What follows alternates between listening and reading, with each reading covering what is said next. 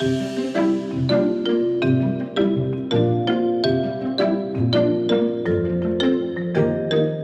to Transform Gov, the digital government podcast, and I'm your host, Maeve Neefsey. My next guests represent an exciting new way to develop tech talent through apprenticeships. Yeah, you heard me right, apprenticeships. FIT, that's FIT.ie, works closely with tech industry, government and national education organisations and has developed apprenticeship programs covering a really wide range of interesting topics, including software development, networking engineering and cybersecurity. And I think you're doing a new one as well. We'll talk about that later, about data analytics. So the apprenticeship approach has opened up, you can imagine, opportunities for many people who thought maybe that the traditional participation wasn't going to happen. In other words, it didn't go to university to do software engineering or development. So this is a kind of a whole new era of opportunities for people who maybe didn't think that they were ready to get into that area, to work with organisations in an apprenticeship program. And of course, it offers everybody new possibilities of employees, which is really important because there's such a big problem with getting the talent you need. Mm-hmm. So we also, if you check out two of our earlier interviews that we did with Barry Lowry, the CEO of Ireland, and also Maria McCann, who was the former head of data for the HSC, they also speak about FIT. So it's beyond just today. In fact, the reason we are here today is because they were talking about how incredible the program is and how it's helped them, obviously, with the people that they're looking for. So today I'm joined by two apprentices and a mentor from FIT. It's Paul Heron from Dublin, who's prior to starting a software development apprenticeship, he's with the Department of Social Protection, and he completed a degree prior in design, game design. Is that correct? That's right. Game design, very good. And Vittorio Leonardi, who after 20 years as a stand-up comic and a writer in South Africa, you heard me right, stand-up comic, emigrated to Ireland and is now completing his cybersecurity apprenticeship with the Department of Agriculture. And last but not least, I've got Anthony Ryan, who's from the Department of Agriculture and who is an apprentice and mentor. Yes. All very welcome to Transform Gov. Thanks very much for having us. Okay, so I'm going to start off with you, Vittorio. I have to say that correctly, Vittorio. No problem. From the world of comedy to cybersecurity, and how did that happen? Well, I was working in the Department of Foreign Affairs. I was working in the passport office, and my then line manager saw this on public jobs. And the thing is, I was still learning the rhythm of life in Ireland. That thing of, okay, you should always be checking the postings and whatnot. I was still trying to just get myself focused on, all right, so the thing with the stuff, and here's your passport, and that was. That's what we were doing. And so then she goes, there's this apprenticeship, it might interest you. And I saw that one of the streams was cybersecurity. And I was like, well, it's very much a growth industry. And just trying to get a foothold in a new place. I mean, I'd only been in the country then for about 2-3 months. And we are 2.5 years later. And it's been a wild ride. I mean, like cybersecurity, it'll build your paranoia. Because they'll go, okay, there's this thing, and if you use it in this way, this is all the stuff you can find out. Is it? And this is all publicly available. Yeah. Okay. But look, when you first started, how long, by the way, how long have you been in Ireland before you started the apprenticeship? I think it was arrived in 2021. This was a year and a half ago we started. So it was last year, March, that we started. So what year are we in now? 2024? 2024. Yeah, so it's 2024. We don't know. No, it's that hangover from COVID. It's just, where are we now? What day? So it started last year, March 2023. And we'll be wrapping up. The actual contract ends next year, March. So you're earning while you're learning, right? Yeah. I mean, it's you because we go 8 weeks in the college, then 8 weeks back at work. And it bounces back and forth. I know that's probably going to change with the next intake for next year. But it's a thing of you finish one cert, get one cert out of the way, cool, then move on to the next one and it's the next one. And then with our department, like as we got the certs, they allowed us more access to things. So my line manager was very clear on this. Like, look, until you get your Network Plus thing, I'm not letting you near the network because that's could cause problems. Well, it's the thing of you push the wrong button, it's not a case of everybody's like going to freak out or anything. There's enough people around you to go, no. Like there's only so many people that are ever allowed into the server room, for example, and that's fine with me. It's like there are these very tall cases there, and I'm going, this looks like an enormous amount of money that I cannot reimburse. And So, so just in terms of your background before, did you, I mean, look, to go from comedy to mm, cybersecurity, like, was there something, did you always really like technology? Did you have some sort of yeah. natural inclination towards it? So tell us a bit about that. I mean, I come from a writing background, so I I was a copywriter as well. So I wrote for television, wrote for myself short stories and various things that I published, and then came here, and it was more a case of, because I didn't have a degree, I couldn't really apply for the creative writing jobs, because that's the first thing they look for. Do you have a degree in creative writing or journalism, whatever it was? So then I was looking around for something else to do, and then this sort of just fell in my lap, and I was like, okay, cybersecurity. Yeah, that interests me. But it was the same as with stand-up. It never occurred to me to become a stand-up. I was always happy to try and make people laugh. Hmm. And then a friend of mine who had been working the clubs said, actually, today is, what's today? It's the 27th. Yeah. Today is 25 years I've been doing stand-up. Wow. Because was Friday, the 27th of August in 99. He organized this 5-minute spot for me, and I went in and died. But I think you're supposed to die at the beginning. If you don't, then it's worse for you if you die later on. Okay. Okay. But it was an interest to me, and it was also a growth industry. And I mean, I was like, had my son on the way, so Mhm. yeah, And then, it was all came together. but you had some interest in technology Yeah, always? Like, how does that manifest yeah. I itself? mean, it's like when I got my first computer in 2000. Where it was my computer, where it wasn't messing around other people's machines. And I mean, it was just the idea. This was when tower cases were still beige. Okay. Before Everything was beige. everything, yeah, Yeah. before, RGB, Yeah. before it was black, and you could put lights into it, and it played a tune and all that stuff. This is when machines were still beige, and just getting that, was just like the idea of, if I wanted the internet, I didn't have it. I had to go to a friend's office when he was working in his off-duty hours, and then I would update my machine from there. That's how old I am. Okay. And that's the other It's thing. all relative, I'm one of the oldest people on the course. Is like one of the youngest guys is like 22. And is that a problem?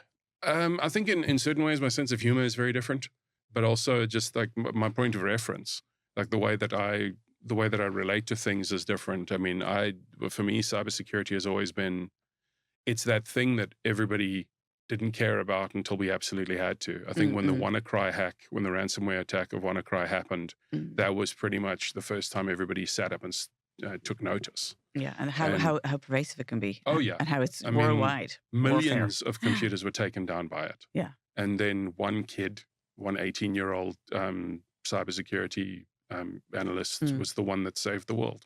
He registered the right domain, and that was that. Yeah. And like, everybody wants to be a hero, but that sort of superhero part of cybersecurity, that's 1 in 10,000. Yeah. You know, if you can work in a job like that, fantastic. I would love to work for like Fortinet or whatever those groups are, if they'll have me. Yeah. But you have to have so much experience to get into those jobs. But what's the space? Who knows? Yeah. I mean, would you have said you'd end up where you are now? Definitely not. But look, in terms of going into like more formalized education, how was that transition? Because, you know, you had, from my understanding, is you've been working and living a totally different life. I was never a good student the first time round. I was in college the first time round. I was like, I got rubbish marks. I don't know. And the pass mark for this, cybersecurity doesn't mess around. The certs we're at now, the pass mark is 85%. And it's that, yes, it's all multiple choice, but when you're facing a thing where you don't know the information, it doesn't matter that it's multiple choice. Because it says, well, you're in a room with a donkey, a chainsaw, and an orc. Which one of them has cybersecurity training? That's that kind of question, like, which one's carrying a suitcase that says McAfee on it? I'll take C then, thank you. It's not a guessing game. Yeah, the thing is, it's always educated guess. And every now and again, they will throw you a question where you're just like, what? So from you, because this would resonate with so many people, somebody not used to, you know, formal education, suddenly, and maybe a little bit older, could you adapt fairly quickly, or how did you adapt? It was a case of, I had a room full of very, very bright people in the class. I mean, they'll laugh this off because that seems to be the Irish way of doing things. Like, nobody ever goes, yes, I'm a genius. And a few of them, I want to just take them aside and go, you do realize you're a savant at this.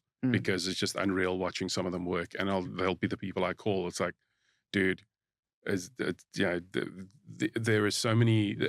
I had the support of the people around me. If there was a question, we have a Discord server where we go, listen, this is the thing I found. What do you think? And then people will weigh in on stuff. We've had an argument. I think the argument lasted a day on the one multiple choice question because what it was asking, we had to make sure that we were answering it from the set work we were covering at that time. Okay. And in the context of that learning, right? And it's always in the context of that. That's the thing you got to keep in mind. So yes, you can definitely drive forward on this. And it comes back to self-motivating. Like you have to do a lot of studying yourself. You have to take an interest in this. So cybersecurity is very much one of those things where even when you're not studying, you have to be studying. Because it's so fast evolving in terms of change.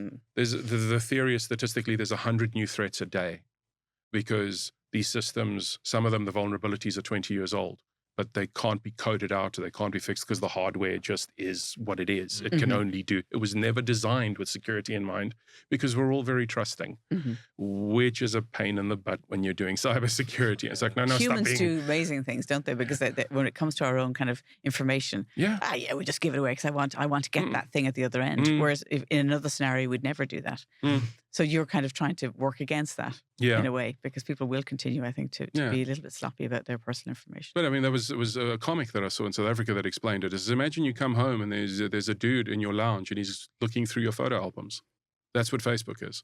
That's what you're allowing them to do. So that's why you've got to put strictures in place. And the preference settings are there, just people just don't use them.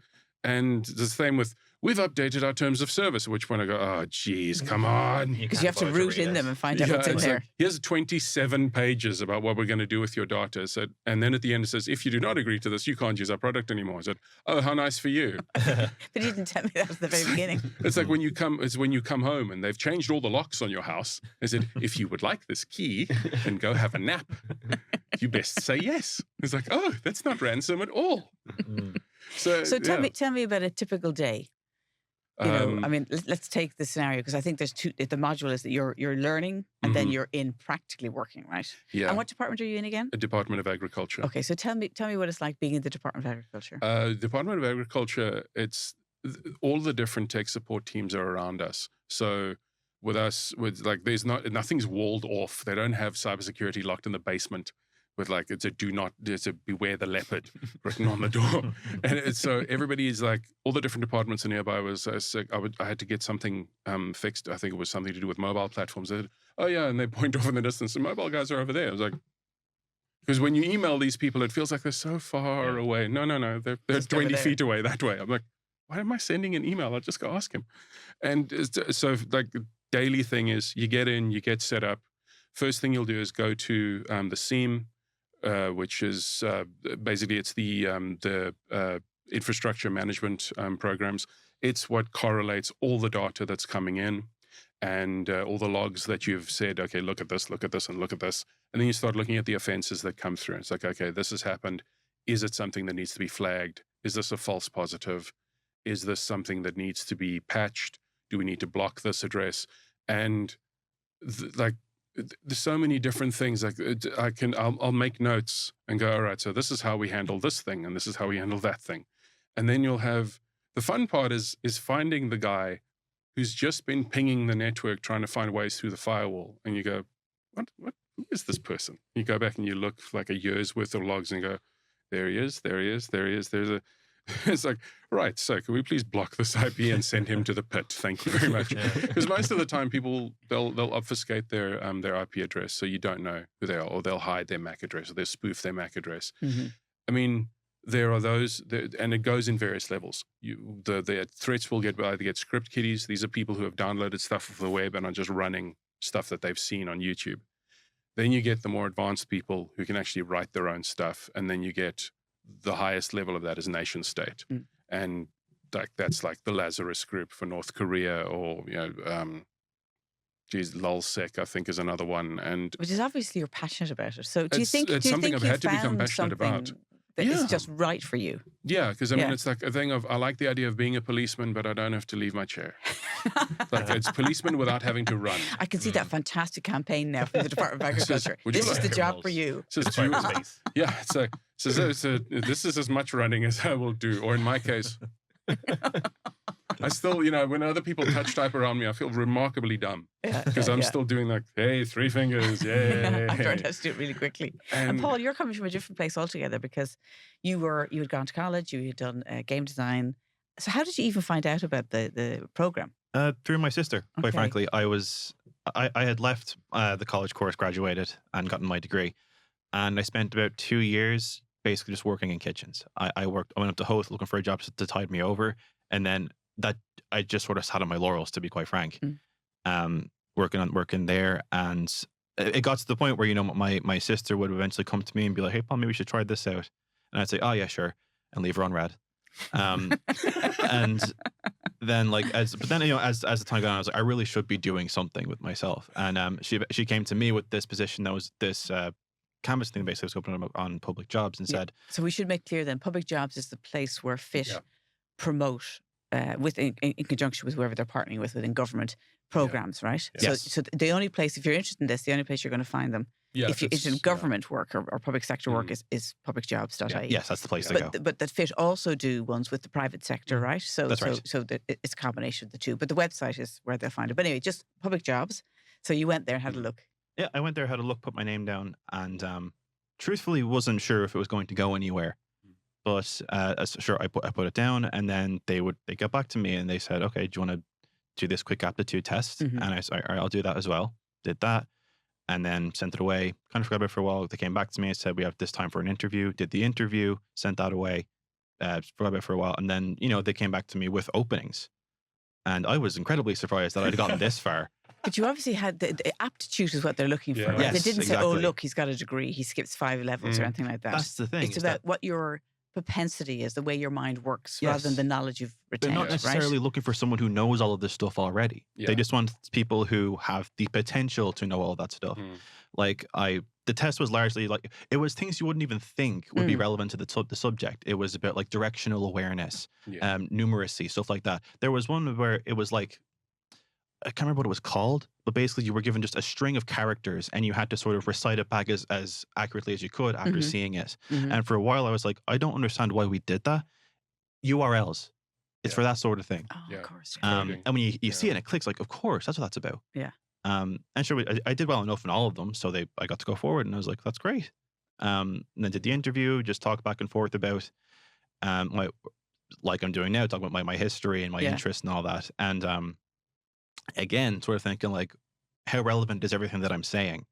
And it is quite relevant because, skills translate from industries and jobs you wouldn't think they would. And I had to give a point. It's where's somewhere you thought maybe your job could use better IT. And I had an example to hand saying well, our clocking system could definitely use it. Our scheduling could definitely use it because our clocking system, our schedule system is just a piece of paper. In the restaurant you worked This is in the restaurant I yeah, worked in. It's just a piece of paper. And then not the secretary, but the person at the desk. The administrator, exactly. Comes up and just replaces it week by week. And it's well, surely we should have some sort of better system for that. And that's what they're looking for as well. They're looking for people who are able to see where a new solution is needed to bring things forward in the workplace. And so it was, I'm guessing, more structured or environment than perhaps you were used to, or am I incorrect compared to, say, doing your game design? It was similar in some ways and not in others. See, because I chose software development because that's probably the strain that had the most correlation with what I was studying. Essentially, when you're a software developer, you're just making things. You have to code and script and make something out of nothing, basically, because you're just putting the code out there and making sure that it works. Game design is the same thing, at least from an engine standpoint, because you have to code the guy running and jumping and shooting the targets or whatever. So it made the most sense as opposed to cybersecurity or network engineering. And it's similar in that you sit down, you work at a computer all day. It's different in just because it's a public sector job, and that's admittedly what appealed to me a lot. So tell us why. Well, it's great for a work-life balance. Because that's what put me off of working game design initially. Because in the years that I studied, I started to see common threads and issues in the industry.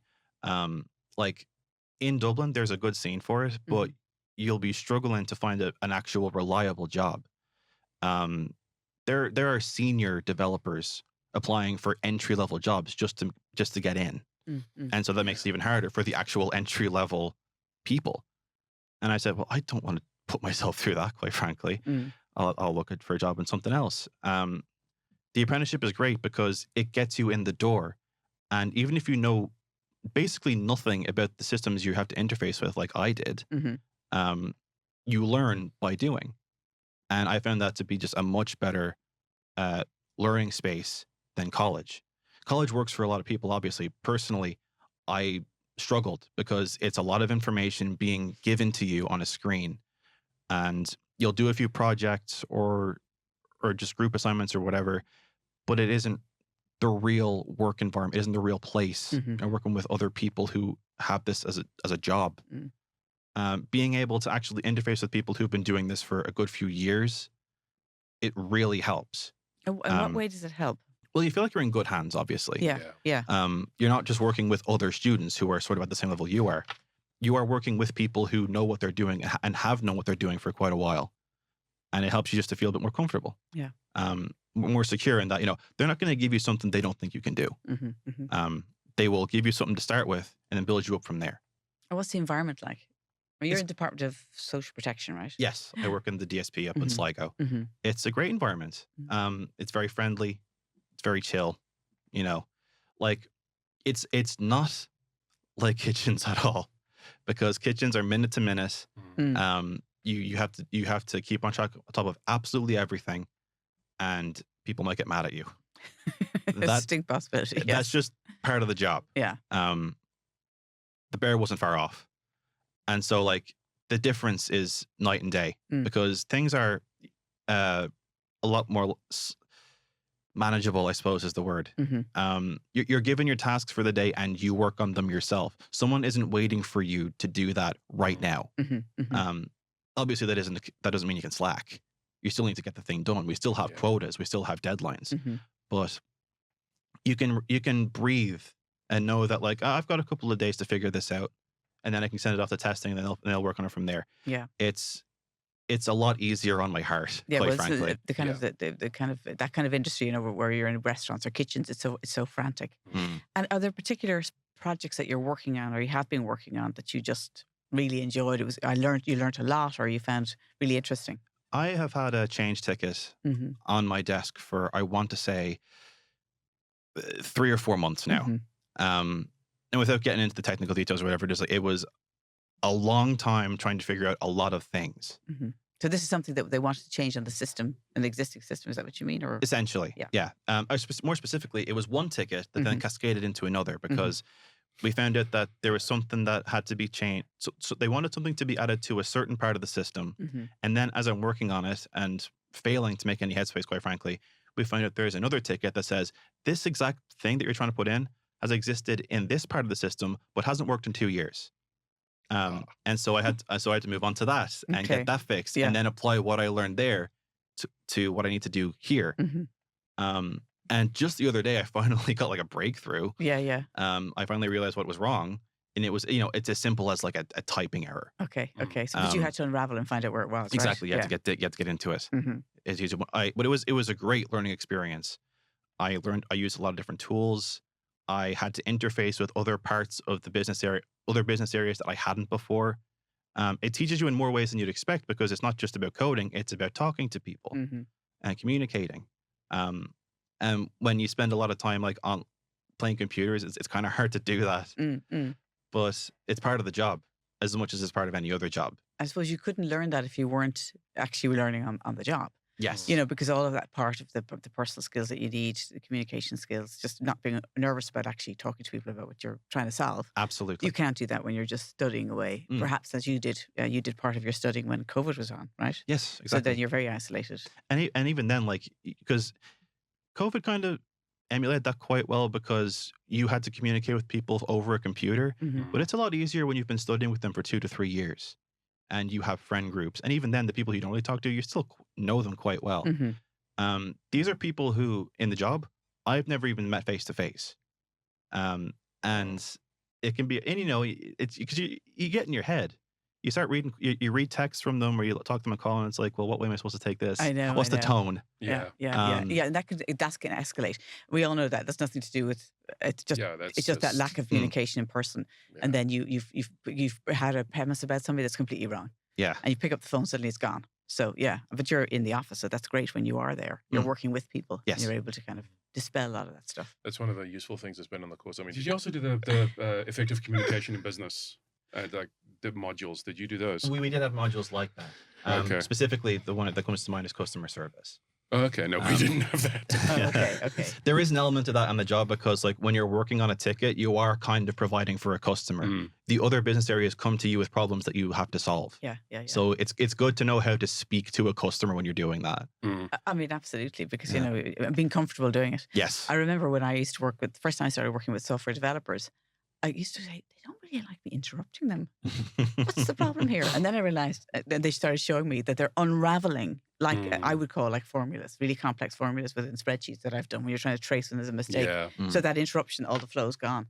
So, you know, it's kind of trying to understand different people's jobs and how they do things. You have to be in person to get that, right? You're It's not a gonna big suddenly help. Get it, right? Yeah. And did you get support and mentorship as part of the apprenticeship program? Yes, I have a line manager, a supervisor who I answer to directly. He's very helpful. He's been on call with me like most of the time I've been there, you know, or for most time I've worked on this ticket at least, because we've been in calls for like every single day for the last couple of weeks trying to figure this out. But yeah, the direction and the help is really good. Like everybody on the team I've worked on has been incredibly supportive and just incredibly friendly. And I've heard similar things from other people on the other positions, you know?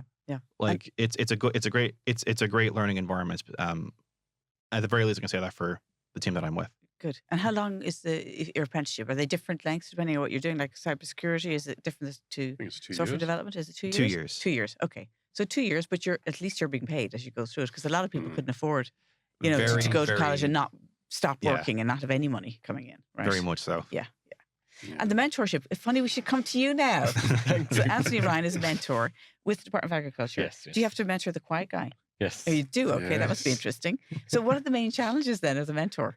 There's none really. Like, it's just to manage my time, I suppose, because I have a few apprentices that come to me as their mentors. So it's just to ensure that if they come to me, they're looking for help or guidance or support, I can give it to them as quickly as possible because they rely on me for support when they're doing their roles. And are you full-time mentoring now? Or do you, because you were also had a job in tech within the Department of Agriculture? Yeah, so I'm a project manager and then I'm the mentor to the apprentices. So it's double jobbing. Double jobbing. And what kind of right? Same pay, double jobbing. Well, we got that in. Well done. So, what kind of challenges do you help people with? Typically, what could be anything like personal or work related, even just quick questions where's this section of the department? So there's a variety of ones from when they first started, I suppose, back in March 2023. There was different queries from them or help wanted than there is now. Like, they're a lot more settled. I suppose, because the program is 2 years and it's coming now towards August, it ends in March next year, that in my mind, it's like they'll need help and support now if they're coming towards interviews at the end of the project. So there is tasks that they do throughout the 2 years. And I suppose now, if I'm communicating with them or chatting to them, I'm just reminding them, you've been working on these. This is what will help you when you're coming to the interview at the end. So that's really interesting, because I read that when I was looking at the website. So as part of the program, we're helping you get a job. Is that correct? Or preparing for interview? The thing is, at the end of the course, then, as far as I understand it, we get to the end of the course, then they'll have an internal EO competition. Because we are, in technical sense, we are executive officers, we are EOs. Okay. But as apprentices, while you're apprentices. While we're apprentices. But so we get up to that point, and then they'll do the competition where you basically you go through the interview process of where they see, are you qualified to be an EO? Yes. And I think barring anybody screwing up on a monumental level, I think we're pretty much good to go, because I mean, we've spent 2 years getting prepped for it. I mean, Anthony's been very helpful with that. It's like, I had a thing where we had to work out, okay, who are the stakeholders in the Department of Agriculture and what communication systems do they use? And I was like, I don't bloody know that. So Here I it was comes to me. so I was Anthony. like, Anthony, Navigation. in You're the navigation a man. paragraph or less, can you explain? I didn't do your homework for you. No, you don't. I mean, you just said, "Oh yeah, we use this is what I've used." Yeah. And that was a great jumping off point because it's like I know there's maybe 15 answers for this, 15 different things. It's like, okay, I'll take those 3 and I'll focus on that. So it's that. It's So you've got kind of a touchstone, when it comes to mentorship. There's somebody you can go to navigate your way around a problem. Yeah. And it could be personal stuff that's going on that might be a problem for you. But also, I suppose you're helping them prepare for getting into the job. Yeah. If it's in the department. Yeah, They gotta exactly. prepare But for that's the that. good thing about the program. So they're learning as they're working and when they're in college, so that when they do become hopefully an EO, they're ready to start the role straight away. Okay. And that's what I liked about it, I suppose. Mm. And how often would you be in contact with your mentees?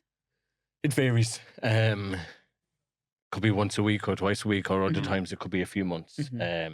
If I haven't heard from them in a while, I'll try and reach out to them just to remind them that I'm there if there's anything. And as I said, I'm guiding them and I am aware of their course commitments and everything. So I try and look at the schedule and like, right, why should I be reminding them that they have a logbook submission next week? And to ensure, checking with them, give them the guidance they want if they need it for that actual piece of work. Just to ensure that they're learning. And then again, if there has been requirements where liaise with their managers, just chat with them to ensure that the manager's actually helping them the way they need to. Because I suppose in the department, they've come in, the apprentices, but we have to be aware that all managers from the, say, Victoria's personal manager to senior managers are all backing them and supporting them because the department has to be behind them to bring them through. Okay. And then, so you yourself came through more traditional education, right? Yeah. To your role within Yeah, IT. so I was in university, came out in 2008, no jobs in the country. So then I was 2 years unemployed. Then I went back to college again, done a master's, came out, and still you couldn't really find jobs. And that's what I like about the apprenticeship program, where I've learned you're learning the theory and then you come out and then you have to learn how to work. While, as the lads have mentioned, they're learning on the job. So when they start their role next March or April or whatever, they can start straight away. Yeah. And they've got a job coming out of it. So there's real advantages, you think, then, of doing it the apprenticeship way? Yeah. No, there is definitely. And that's what, like, as I said, when I finished college and everything, and you'd see other ones coming out of the ITs or whatever they used to be called, they would have work experience and theory. And they'd go into jobs and you're kind of like, you'd love to have been able to have that opportunity, and that's what the lads are getting. Okay. So, Paul, would you recommend the apprenticeship program to fit to anybody else? I absolutely would. Yeah. Especially folks who might have been in my position, you know, who have a background in computers and studied in some form of computer science, because game design does have that. And above all else, like, don't let imposter syndrome get the better of you. Don't feel like you aren't able to do this, because that's how I felt. And I still put my name down, and here I am a year and a half later, almost at the tail end of it, and looking at a proper job.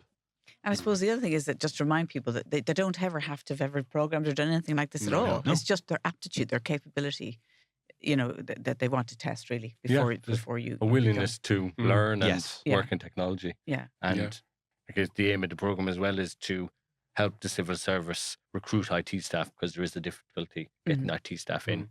So we're getting them in. We see they're eager and they're happy to work away, I think. Yeah, attitude makes a big difference, doesn't it? Yeah, hugely. So tell me about you. Would you recommend it? Yes.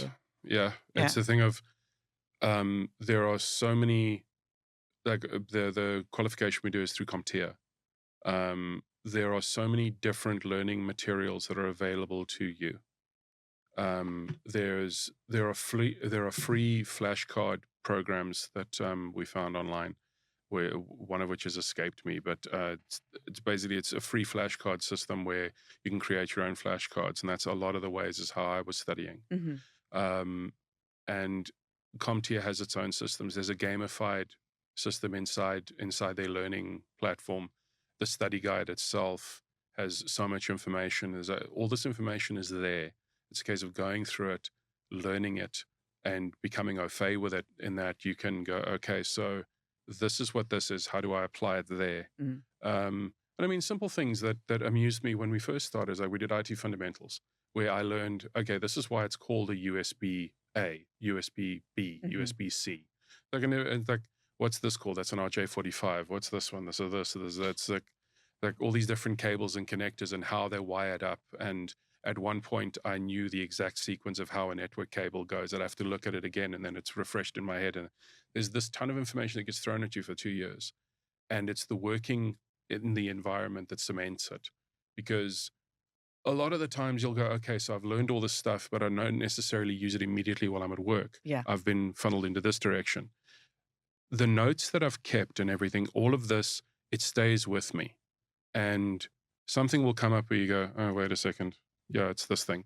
It's a bit like driving a car. I mean, you can Yeah. read all you like about Yes. driving a car. You Yes. can watch somebody driving a car Mm. all your life, probably. And then you get in, oh my God, it's completely different. So there's Yeah. an element of you're doing everything. You're doing the theory and the Mm. practical and the And application. it does change. It does change the way that you work with things. Like, I mean, with me, it's like I was standing. I think it was on the Lewis, and it was two guys talking about the guy had something wrong with his phone, and it automatically creates a response in me. I said, "Is it doing this?"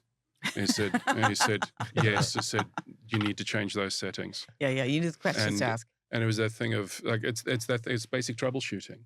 I mean, with software design, you do the same thing. It's the Yes. design, the software design life cycle. And I mean, do you do DevOps or is it DevSecOps? Are you bringing security? DevOps. Okay, so there's the DevOps, that whole development cycle is like, and then there's the part of bringing security into it and all that sort of stuff. Like, power to you for doing coding. I tried. It's just that was the part of the course where it's like, because in IT fundamentals you do everything. Yeah. And they said, right, so tell us what this thing does. I don't bloody know. Yeah. It's just, So there's niches within the niche. Oh, yeah. yes. Oh, absolutely. Yeah. And Yeah. of course, the it's courses that fit are extremely broad. putting out there are evolving all the time, right? Mm. Yeah, but it's not like, okay, well, I can't do software development, but I could do cybersecurity. So there's Yeah. different options. And Yeah. I think this network engineering is Networking another as set well, of skills, yeah. Oh, right? yeah. Well, look, we could talk all day, right? But if anybody wants to hear about it, fit.a, but publicjobs.a. Yeah. And Yeah. did Look I at the hear work there might be a streams. call coming in March? Yeah, as far as I know, they're retooling. I know they're retooling the cybersecurity course for the call up in 2025. Okay. So it's obviously next year. So it is there. And I mean, there's a limited number of seats, but it's a case of apply. I mean, there's me who had no training in IT at all. Mhm. Some of the guys on the course, some of the girls on the course, they've got master's degrees. Like one dude has got a degree in computer science. Yeah. And you can tell because he's just hugely focused on what he does. And you get, there's all the different levels. It's like, what did you do before this? Oh, I was a mechanic. It's like, oh, okay, cool. Okay. And then one dude was a podiatrist. Yeah. Yeah. And so And you're a comedian. yeah, I was a writer, comedian. Yeah, It's like that was my background, the creative background. So to move into this, Yeah. it accesses a different part of my brain, which is great. It means that it keeps the brain running, Exactly. and it's not something you ever stop doing.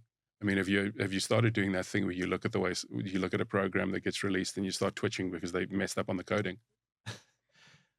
I think it's a bit further down the line for me. Well, Is look, there- I have some important things to do here. Thank you to our guests. That's Paul Herron, who's working with the Department of Social Protection, Vittorio Lenardi, and Anthony, who are both with Department of Agriculture, for joining me on Transform Gov. And I'm sure listeners are going to be very interested in the opportunities FIT offers. I should also say that not only government agencies work with FIT to help design the Yes. programs for the apprentices, but also private sector companies. Yeah. And I think there's something like 250 tech and other companies working with the program. Mm. Yeah. Yep. So there's loads of opportunities there. And also thank you to our studio. So first, thank you, producer Conal O'Moran, studio manager Peter Rice, sound engineers, I think today is Lee Brennan and Luke Delaney. And also thank you to South Dublin Podcast Studios. Goodbye.